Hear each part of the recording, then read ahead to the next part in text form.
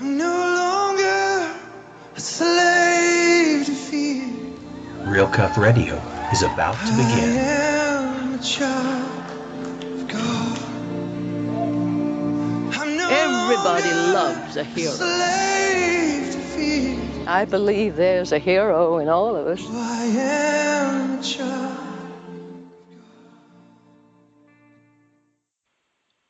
Well, welcome to Real Cuff Radio, and tonight I'm excited to have not only an author of many books and a speaker, but Dr. Winkie Pratney, who a lot of people have heard about, but I've never personally even heard his testimony, so I'm excited to hear his testimony tonight, and then he'll bring us up to date on where everything else is going right now in his life. Okay. How you doing tonight, sir? Doing good, Todd. Thank you. So, if you want to start, and you don't have to go into depth, but however you want to do, but tell us your testimony. What would you like to know? Starting from where? Well, I guess basically, I heard you speak a little bit about how you came to the United States and how you found Jesus. So that's always a good place to start. It is good. My background, I am a New Zealander, Kiwi, they call them, and grew up there, was born there. And so my early years have all been in New Zealand. And my ambition in life was to be a scientist, to be a chemist. And I had my first lab when I was 7 years old. And by the time I was in high school, I had a better lab than the high school did. And by the time I was in university, I had a better lab than the university did. So it's not CSI or, not those kind of things. But that was kind of my main ambition in life. My father was a professional athlete, an incredible cyclist, a professional cyclist, meaning not motorbikes, but, the kind that you pedal. And he is, out of 100 years of professional cycling, he is the top cyclist we've ever had. And so the first 25 years was one guy, and the second 25 years was the next pro, and then he beat them, and the last 50 years was Dad. And so the Museum of Transport and Technology in New Zealand has a long-term exhibit of his. He's not stuffed in there, put in like a racing horse or something, but it's his story.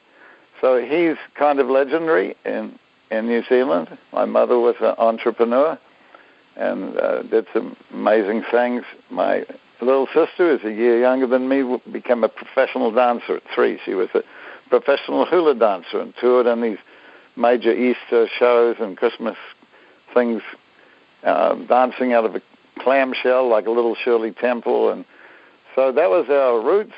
I am part Maori, which is our native peoples in New Zealand. My dad was half caste and I'm quarter caste Maori. So we had a really interesting life, but no real religious roots.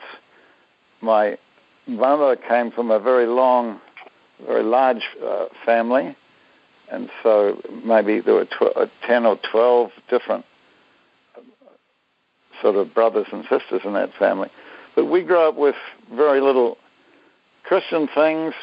Because my dad was a professional athlete, my mother was a nurse for the time during the war, there was very little religious connections there. They were married in an Anglican church. I was sent to Sunday school a couple of times when I was little, but we weren't people with sort of some beef against God. We just didn't think much about religious things, didn't go to church.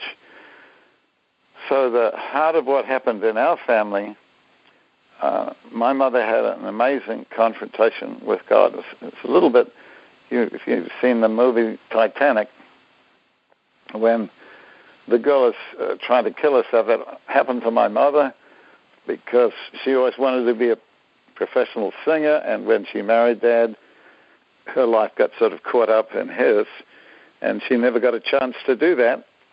And so one day when I was about 11, my sister was about 10, we woke up and my mother was gone. She just wasn't there anymore.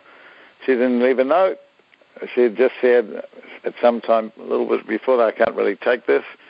And what had actually happened, she had joined with her younger sister and run away to Australia to stay there for the rest of her life, not to ever come back and get involved in this, which was great for her, but we didn't know what happened to her, so the months went past, we never knew. And during that time, she got something, it may have been TB. She started coughing blood. She ran out of money, ran out of friends, but because she had already a ticket back. When you leave New Zealand, you always have to get a ticket to come back. So she thought, well, I got nothing to do. I have to go back home, but she didn't want to come back to our home anymore. So on the road, on the boat, this wasn't planes and stuff in those times. On the boat coming back, she decided she'd just quietly slip over into the water and drown, and that nobody would know what happened to her. When they cleaned out the cabin, just found her clothes and her bags and stuff, and that she was gone. So there, about 2 a.m, looking over an empty deck there, nobody out on the deck, looking down into the waters. She thought, I'll just quickly step up on the side and just slide into the water. And a man touched her on the shoulder, and it shocked her because there wasn't anybody there on the deck. And he said, don't do it. And then her legs went like jello, and she couldn't climb. She just sort of slumped over that side rail and didn't jump. And then very shortly after that, people started coming on deck, and she saw in the horizons and the glow of lights, and it was Auckland City. She knew she couldn't do it anymore. So when she came back, she didn't go to see us, but we had one brother in her family who was religious. He was actually an exclusive brethren, was an intensely, deeply religious man, but he was the only one she knew, and he had just built a new house, which he had moved into yet. It had no furniture, it had no curtain, had doors and windows and curtains and stuff, but nothing else. And she went to see a doctor, and he took an X-ray of her and found these only 1.5 lungs. And so he decided, he said, come back tomorrow, we'll give you some more X-rays, but it looks like TB. And so staying there in my uncle's house, he'd taken a mattress, put it on the floor, covered it with plastic in case it really was tuberculosis. And lying there on the ground about 2 in the morning in this home, it's an empty house, the doors were closed, the windows closed, and the curtains pulled. She cried out to God. She kind of cursed God. She said, if you're real, why did we have so many problems in our family? And she said, I tried to kill myself on the boat, and somebody stopped me. So if you're so powerful and you are real, then why don't you take my life? Why don't you come in here right now and kill me? Why don't you just take my life? And then he came, and she said, the door didn't open, no windows open, he just came. She was lying there on this mattress on the floor. He said he stood about just a foot or two away from her. She's there on the floor. And he said 2 words, and the 2 words changed her life. And she never told anybody for the rest of her life what those 2 words were. And she said, just as he came, he left. There, she said, I fell into the deepest sleep I'd ever had in my whole life. And then in the morning, she woke up and she felt wonderful. There was no coughing. And so she pulled aside the curtains and she looked out and she said, I saw for the very first time in my life that the sky was blue and the grass was green and there was music and there was birds singing. And she said when she opened the window and took a breath, it went all the way down with no coughing, no blood. So she went back as she was supposed to the doctor who had taken the x-rays the day before, and he took another one, and then he came back and he took another one, and he took another one, and he took 3 more, and he thought he was going to kill her with radiation poisoning, and he finally he brought in 2 other doctors. He said, I don't understand this, but I think my original diagnosis is wrong. Somehow the bottom part of your lung had got sort of somehow connected or stuck to the top half of the lung. It was creating the bleeding, but now it seems to have come unstuck, and it doesn't seem, because there were 2 perfect lungs. So she didn't know what to do, but she suddenly arrived back. She came back to our home. Dad was angry, where have you been and stuff, but she wouldn't argue with him. She got this old black book. We didn't know it was a Bible, and she just read it like a love story. She had already started a lending library, the first one we had in South Auckland. So she was a reader, wrote a lot of books. But this one was amazing. It was a bit like, to us, it was a little bit like the kind of movie where your mother may turn into a vegetable or something. You come back and there's somebody that looks like your mother, but she's totally different, and you realize there's something changed in her. Well, this was kind of Invasion of the Body Snatchers in reverse. We had a mother that used to act like a vegetable. Now we had a real mother. She loved us, and something had really changed in her life. And so my introduction to becoming a Christian was an invitation by her to go to a little street mission in Auckland and just listen to an old pastor there who wanted to be a sea captain, but like Peter Marshall, the man called Peter, and he would spend all night, Saturday night, praying over the city of Auckland on this sort of a small volcanic cone that overlooks the whole of Auckland called One Tree Hill. And he'd spend all night there on that grass just praying over the city, and then he had about 4 or 5 meetings in this little street mission church, and my father and I, one night there, gave our lives to Jesus together. So I got not only did I have a new mother, I had a new father, and so our family was totally altered. And this all happened when I was 16. I was in high school, following my career thing, and I pulled in university entrance 2 of the top marks for 2 years running on chemistry, so I was well ahead with what I wanted to do, but that one simple surrender to God changed everything. So gave my life wholly over to the Lord, and then I realized I've been to high school since I was 13.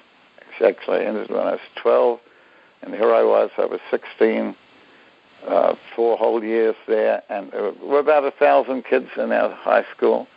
And I realized I never met a Christian in the high school. Nobody ever, rode to school in a fish-shaped bicycle. I don't think some of the kids in our school ate fish. It was a pretty pagan school. But I'd never met one person who was a Christian in that school. And I realized this was the last 3 months. Got saved the last 3 months of high school.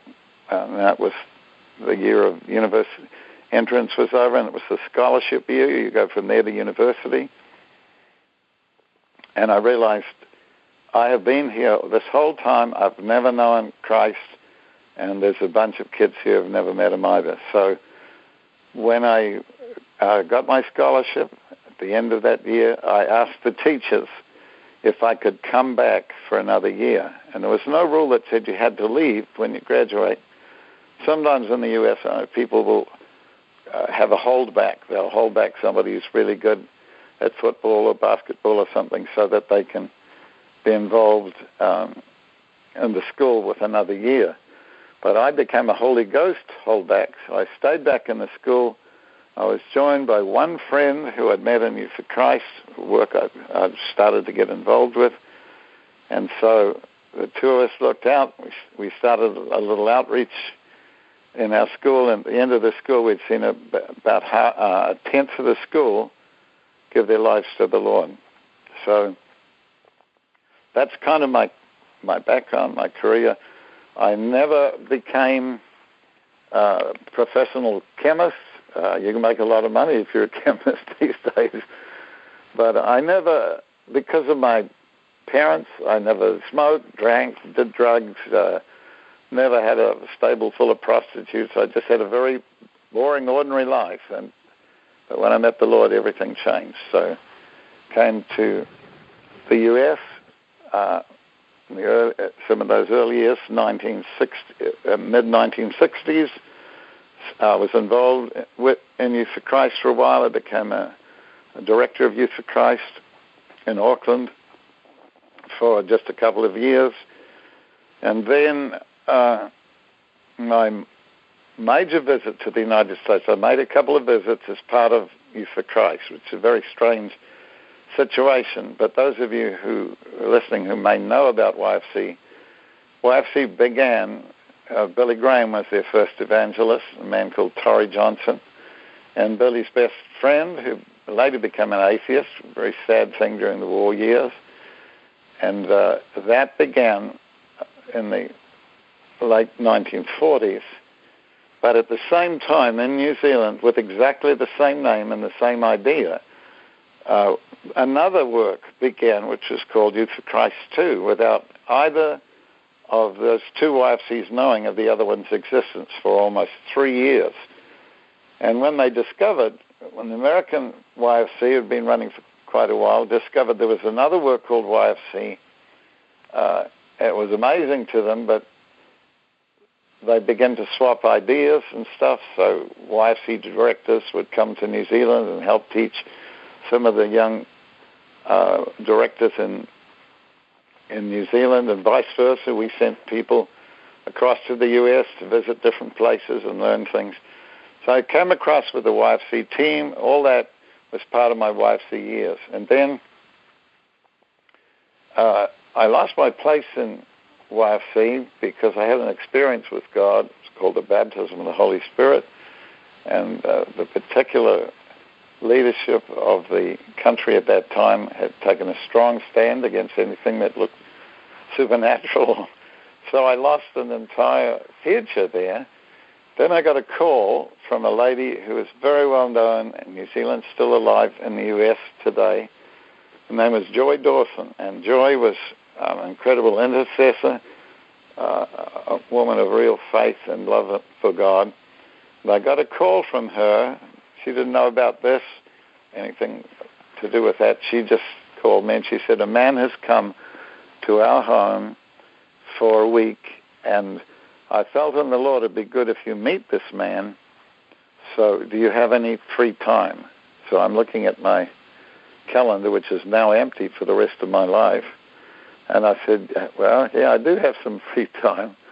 So I went over to visit Jim and Joy Dawson, Hillsborough, where their home was. And there was a man there who was visiting from the U.S., and he wasn't from YFC. He was another worker.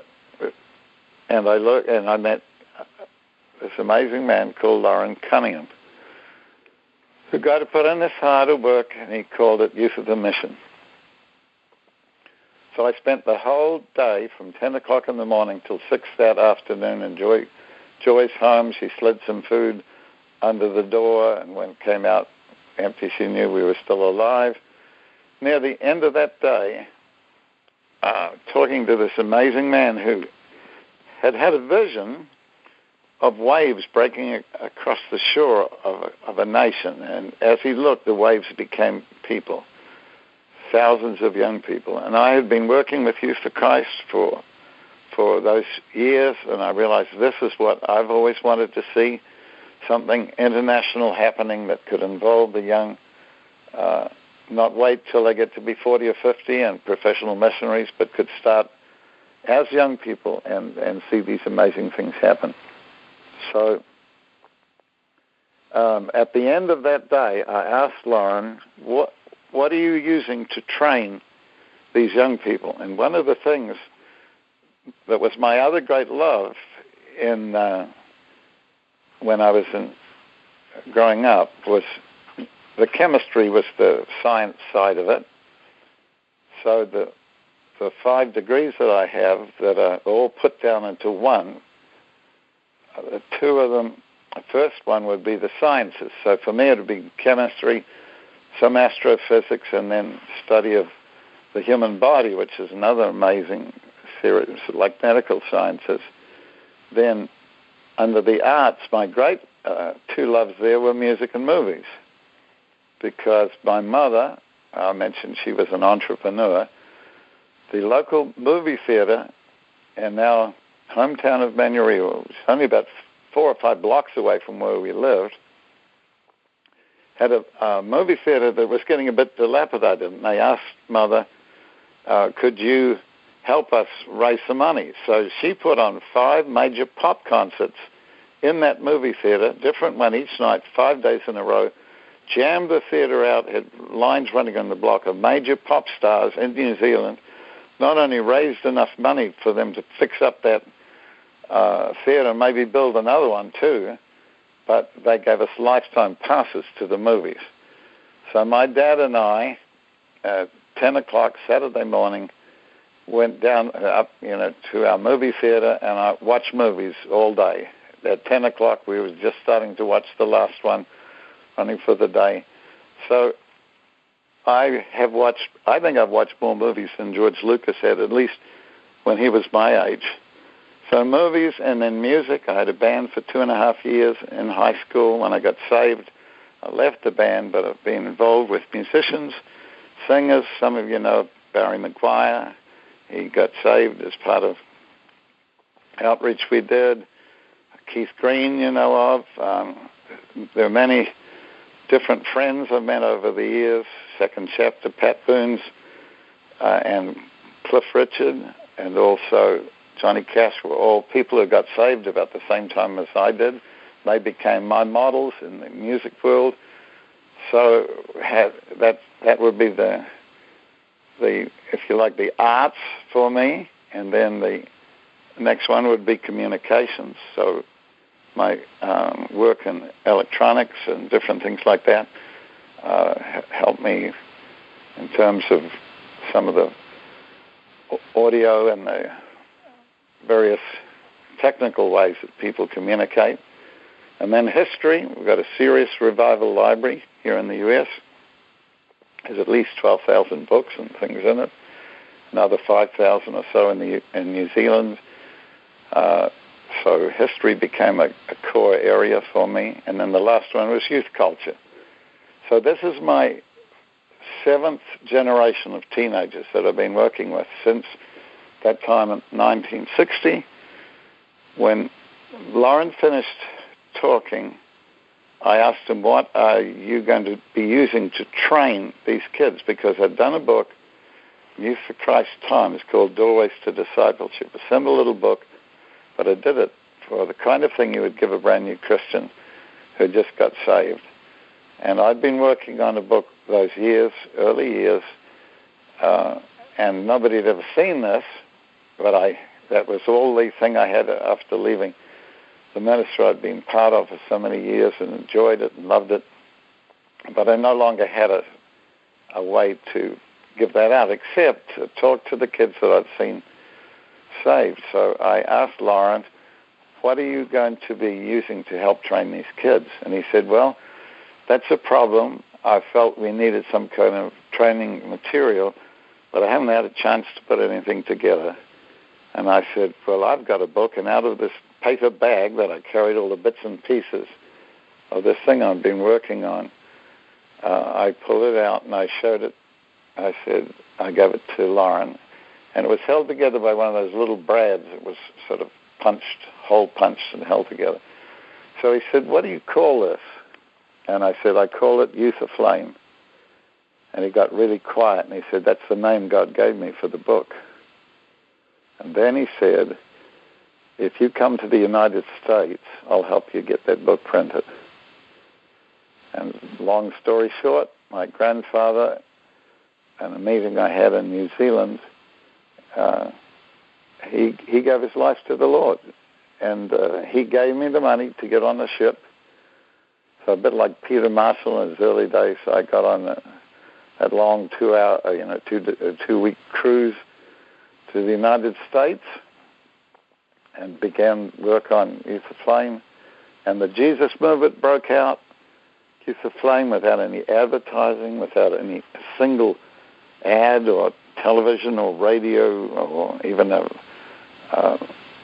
in a magazine or anything else. Youth Aflame during the Jesus movement alone sold over 100,000 copies among kids. So it became the first book on discipleship done for young people. And so over the years, that's turned into 16 different books of things. And then we finished some years ago an amazing thing, a study Bible called the Revival Study Bible. It's 2,000 pages, about a page for the last 2,000 years, and covers what God did in not only in this nation, but in many, many nations across the world. So with 2 other general editors, we finished that about a decade ago, and that became a core thing. And my main ministry in the United States, we make visits every year from my hometown of New Zealand in South Auckland. And a lot of my work has been over these years basically with high school and college students. So this year I'll be in Houston. We'll be working with up to 13 different universities there. We have over 17,000 young people who have been through a little thing we call 21 CR, 21st Century Reformation.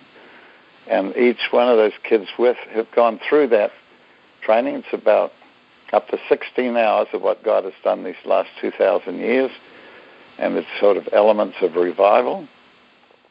So what happens in this is that we just gave these materials to these kids. Each one of them has taught at least 3 or 4 others, who in turn have taught others, and so we're seeing sometimes little awakenings break out in some of these universities. So my great love then, I never did get to be a chemist. I still have my lab at home.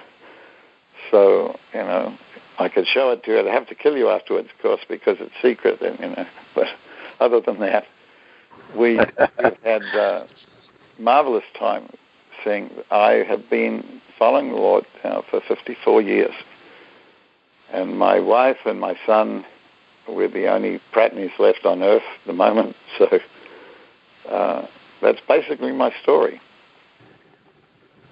Well, let me ask you a question, Dr. Pratney. I want to go back to your mom. You said that after her visitation, and she opened the curtains up, and she saw the blue sky for the first time. Yes. Now, before that, was she colorblind, or was No, it something happens when you get saved. It's like the world changes. Well, because I'm hearing this from these Muslims every time that they get saved. All of a sudden, now they see that the sky's blue, and they see, Isn't that funny? It's because there's an old line, heaven above is softer blue, earth beneath is sweeter green, something lives in every hue Christless eyes have never seen. And that, for me, it was like a shift. You saw blue, but you didn't see blue. You heard birds, but you never heard birds. And then suddenly, right. I think what it is you, for the first time, you become really alive. And you start to see just how marvelous the world is around you. So it is a real shift, a deep shift that comes. It's much more than just, an understanding or even more information on a thing. It is a spiritual shift that alters your entire perspective about the world. Wow.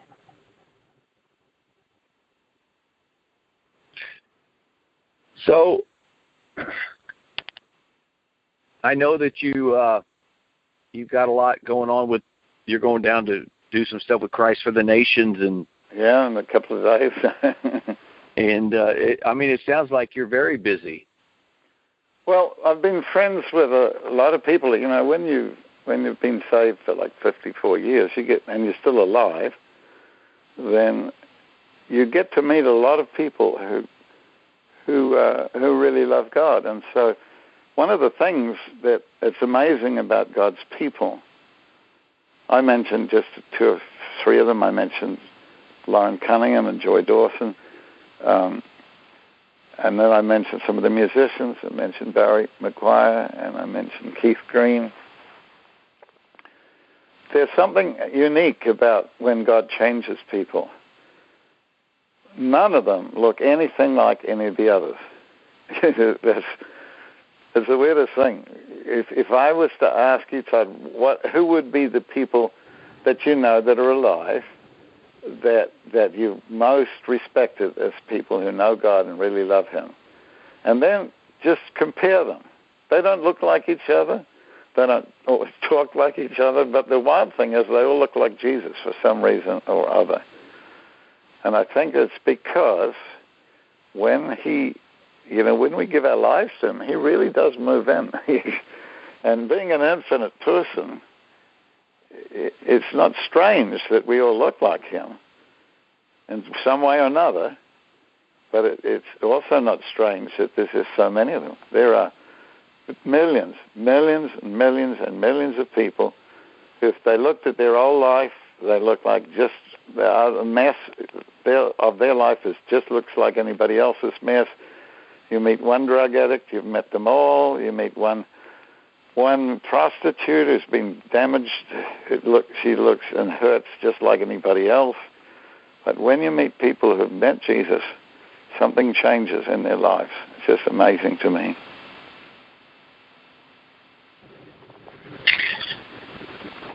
Well, you shared quite a bit. I wonder if we should, have you share a little more, or do you want to just pray over the audience, and then we can have you come back another time and maybe do a little teaching?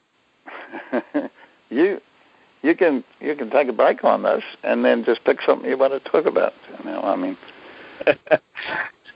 Julie, is there anything you'd like to hear? I'm just pinpointing on the young folks. Yeah. That I find your testimony very interesting, because they were just saying today how many young folks have never even stepped foot in a church and don't even know what's going on in there. Yes, yeah. So your testimony goes to show how Jesus is not just in the church building. Yeah, and He could touch your mom, touch you. And then, I have never heard of anybody ever saying, let me stay another year in high school so that I can minister to the 1,000 people that don't know Jesus, just like I didn't know Him. Yeah. That's amazing in itself. So why don't you go ahead and pray for the young folks that are going to listen to this, but even the ones that are not going to listen. We'd be glad to agree with you in prayer. The one lovely thing I've learned about kids change all the time, there is a reason why a lot of youth pastors only last as youth pastors for at the most about, I think the rule is about 18 months. It's because they think that kids will be the same, but they're not. They seem to change every couple of weeks, but they all face the same problems, the same battles. All of them have battles with hurt and their families, sexual morality problems. They have problems with not being able to know who they are, their value, their worth. So looking at them and knowing all these years what it's like to be a teenager, to be a university student, coming to grips for the first time with having to live in a real world where there's sad things and lovely things that all happen, sometimes in the same week. I've simply learned that couple of key things about God. So if you are listening, and I'm not assuming that these broadcasts or podcasts will be heard by millions of young people, but I do believe this. Whatever age you are, you need to know three things about the Lord. First of all, he's not religious. He's really not religious at all. There is a real religion in the Bible. It's called pure religion and undefiled. To take care of widows and orphans, people who are hurting. That's what a real religion looks like. But if we were to say that following Jesus is a religion, it certainly isn't. It is a restoration of relationship with the one who made us. It is being restored back to the way we were designed to be. I tell young people that God's laws are not inventions. They're descriptions of reality from an infinite perspective. He tells us what is real, and he shows us what is real. So if you've never met the Lord, it is the most fundamental, mind-blowing, life-changing, and genuinely astonishing thing that can ever happen in your life. I can't even compare the things that God will do. The Scripture talks about eye has not seen it, ear has not heard, not even entered into the imagination of man what God has prepared for those that love him. And what I want to make for you to understand for sure, becoming a Christian is not joining a particular religious system, nor going to a particular church of various kinds. You can meet God any place, any time in the world.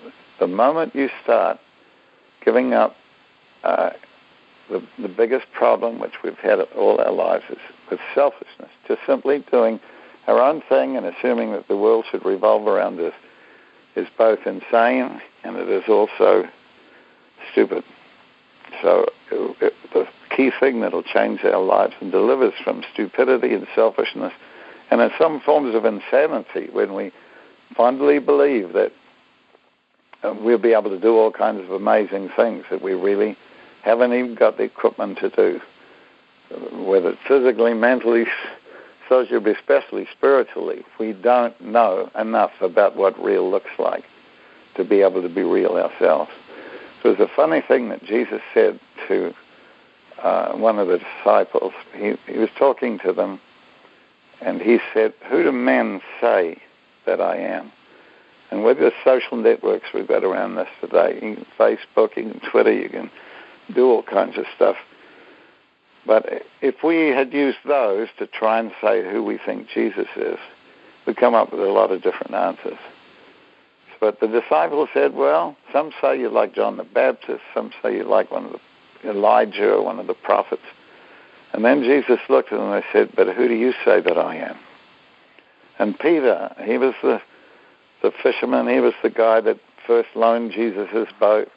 None of these men really knew God, and yet they hung out with Jesus, and it shocked them as time went on just how amazing he was.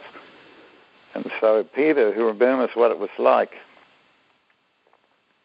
when they were going someplace and Jesus was asleep on the boat, and this incredible storm came, it seemed, out of nowhere, and I've been there, I've been on that Sea of Galilee type thing, so sudden storms can come out of nowhere, and it looked like they were all going to die, and Jesus is still asleep, and so they rush down and say, Jesus, wake up, we're dying, we're about to drown.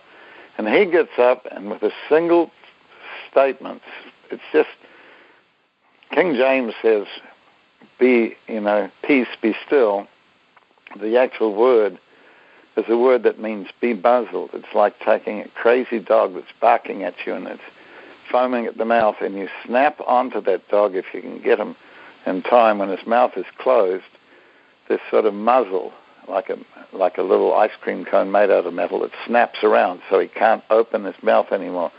And the word that Jesus uses to that storm is that. It's like quiet, a single shout, quiet. And suddenly the storm calms out and stops, and the disciples freak out and they go, what kind of person is this that even the wind and the waves obey him? So it doesn't matter how much you know about Jesus. What really counts is this. Who do men say that I am? Jesus asked the disciples. And Peter, the one who spoke it was, he said, you are the Christ, the Son of the living God. And Jesus said to him, blessed are you, and he uses his full name, Simon Bar-Jonah, Simon, son of Jonah. Flesh and blood didn't show you this. I'll just say that nobody can show you or teach you or help you know who Christ is by simply information. It doesn't work like that. He said, flesh and blood has not revealed this to you. And then he said, and this is the thing that will change your life. If the Holy Spirit of God can reveal to you who Christ really is, all you have to do is ask him, who really are you, Jesus? You don't have to know all the stuff. You have to know just this. He really is who he claims to be. If you are willing to say to God, I really like to know if you're real. I need help. I don't know how to get hope in my life or help, but I want to know if you're real, help me. You know, he says this. He says to Peter, I say to you, Simon Bar-Jonah, you are Peter. He gives him a name. In other words, when you know by the Holy Spirit who Christ is and start to begin to know who he is, he will also show you who you are. And the reverse of that is this. If you never know who Jesus is and you don't ever want to know, you'll never know who you are either. It is in the knowing of the one who made you and who loves you and longs to bring you back to where you belong. And it is in that, in the answering of your heart, not just your mind, what you think, but your heart. And you know, some of you will know that your physical heart has a 40,000 neuronal cluster, and it is the heart brain. And though this is a new discovery about the last 25 years, it's not your brain that makes the decisions. It is your real heart brain that makes those choices. So when God talks about with all your heart, when he talks about trusting him with all your heart, when he talks about forgiving people with all your heart, it's not just a metaphor. He's really speaking about your heart. Make that choice. The storage systems in your brain, all those other things, are only kind of like huge hard drives, amazing, incredible USBs systems, all this amazing stuff it can process. But right there in your heart of hearts is where those choices are made that change the world. So if I prayed for you, it's not that you would become more religious. If I prayed for you, it's not that you go to a nice church. That's all helpful and good. What you really need to know is the God who made you. So the only prayer I'd ever pray for you. I'm a scientist. I'm not a professional religious person at all. Over all these years, I would simply say, do you really want to know God? Why don't you ask him? If you've got a coin in your pocket of any kind, there's two parts to it, heads and tails. If you flip it, one of them's going to come down on one side or another. It very rarely lands on its edge. So you want to flip that hard, flip that coin like your heart needs to make this choice. It goes like this. Turn your tail on your past. Whatever you've done before, to finish that, you need to say goodbye to it. And then two, it's time you got a new head for your life. Give up being your own selfish, stupid, sometimes idiotic things. Surrender your life wholly over to him. I did that when I was 16, 1960, and my life has never been the same. And it is astonishing. You have no idea what he can do with you if you surrender to him. And by the way, he called a nation called Israel to serve him. Only 10% of that nation were Levitical, professional in some way, called to be religious people. But 90% of Israel, the rest of the whole nation, was also called to serve God. And God gives gifts to people, and I've just found 40 of them in the last few years that are not religious at all, that are gifts by God given to people that are facets of his own nature and character. And God gives these gifts sometimes before you're born. So if you're still in high school, around that time about ready to go into college, then know this. About high school, you'll know what you'd really like to do most in life. Maybe many times your school will not even teach you what you really want to know. But what you may not know is that little black book that my mother found called the Bible is loaded with descriptions of what God can do if that gift that he's given you becomes in your own life understood. This is a present from another world. And if you will learn not only what your gift is, but who gave you the gift, and go back to the book that he gave and start to ask him, how can I do this best? You will not believe what he can do. This is many centuries ago, 4 young men, in a way trafficked by the most powerful king in human history. His name was Nebuchadnezzar, outside of the kingdom of God and Christ himself. That man captured the young from all over the world, and then he put the ones that he'd chosen most to, didn't want to kill them all. He just wanted them to rule the nation under him.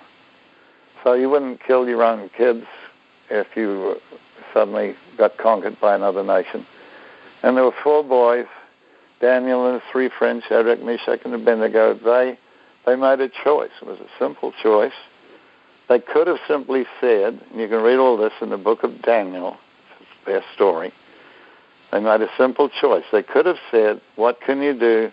He's conquered the whole world, and, well, we'll just have to do whatever he says. We'll very quietly love God, the real God. We won't ever tell anybody, but we'll do our best to just sort of, to go along with whatever Babylon wants. We'll do it. Or they could have said, we don't care what you say to us. We know the real God and you don't. So stick that up your jersey and we're just not going to do it. And then the book of Daniel would have been 2 verses long. It would say, they died bravely. They didn't do either of those 2. They didn't try to cut off what was happening around them, but they said there's another way to do what the king wants. The king's training program had 7 key areas in this. If you want a free book, you can go online. Just put in the Daniel Files, because we wrote this many years ago, and as far as you know, it was the first book ever given away on the net for young people. And the Daniel Files simply takes those 7 things that the king wanted: physical perfection, mental mastery, spiritual sensitivity, and then things like technological touch and cultural cool, and then also things like political power, all of these key areas. And they asked, what does God say in his law about those things, and how could we do it that way? And the simple thing is that coach that was over them, and they said, we have another way to do what you're asking.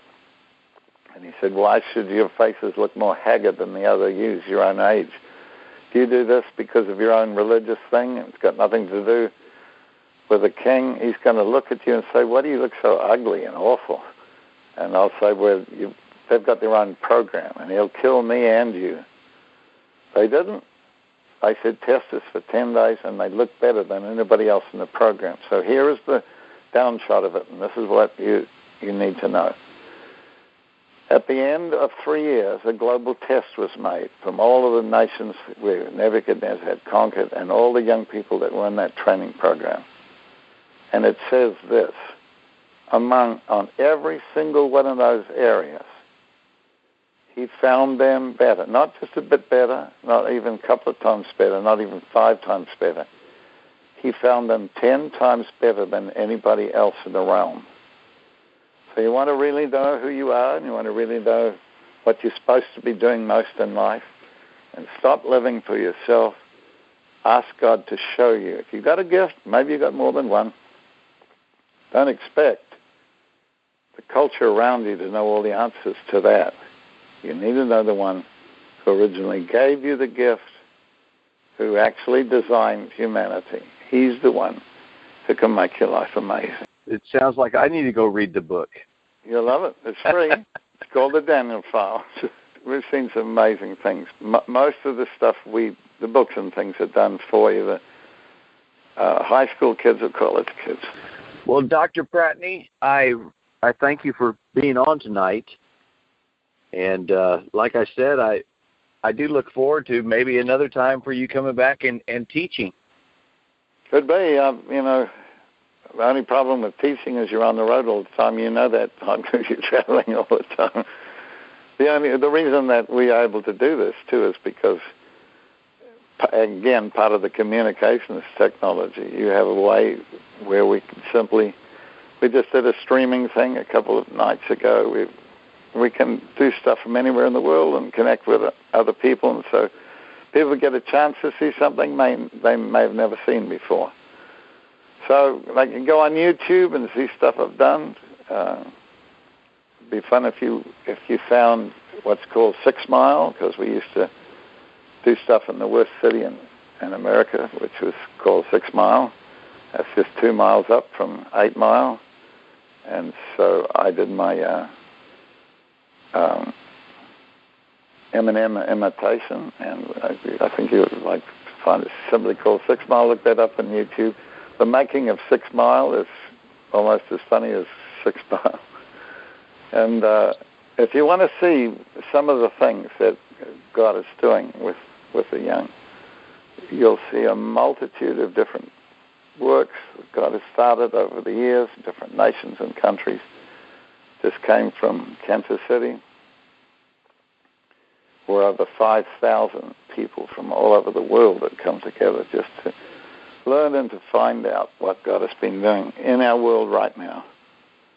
So every encouragement for that. I can't possibly hope to keep up with what God's doing in our world. And no matter how rough it seems to be, and whether or not you pick the right president in this coming month, and whether or not the economy survives September, or whether EMPs go right across the nation and take out the global grid that is over the U.S., it's only 200 years old, or whether ISIS attacks this September or next month, will not matter a rip to you.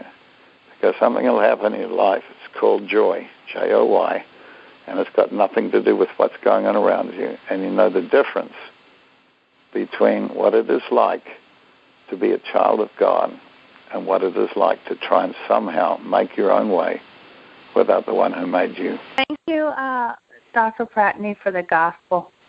You're so welcome. Good job. Thank you. And again, I want to show you guys that library. You can have a look at it. You'll love it.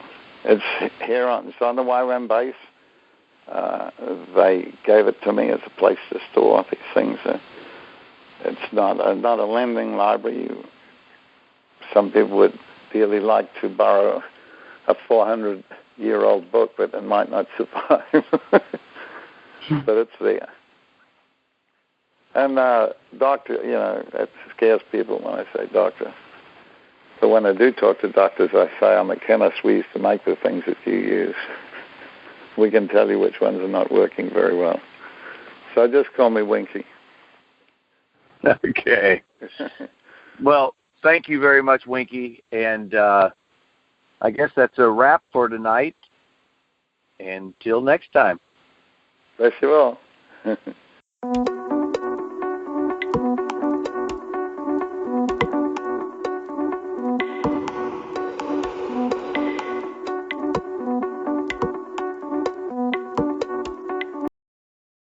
I'm no longer a slave to fear. Real Cuff Radio is about to begin. I am a child.